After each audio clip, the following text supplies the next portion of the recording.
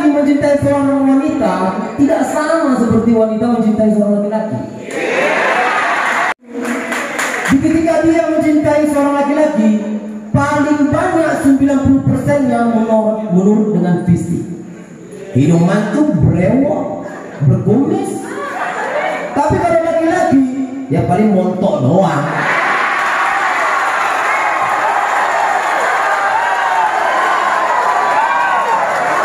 Iya. Karena laki-laki ini gimana ya?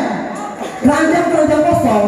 Jadi kalau nengok yang montok ya udah, nggak problem. Yang penting kan dalam gelap.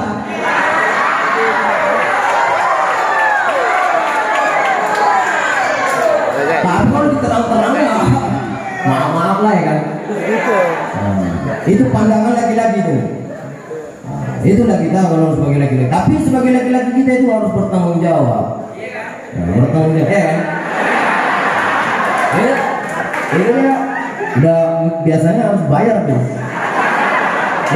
Secret survei. Aneh nih, woi. Susulan mana? Lama kali pakai bajunya.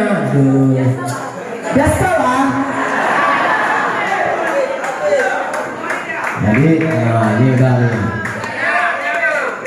Tunggu semuanya. Kadang-kadang kata-kataku yang salah, aku minta maaf sebesar-besarnya. Mungkin kita nggak berjumpa lagi di Semarang. Mungkin tahun 2022 gitu. Aku udah punya anak tadi ya kan.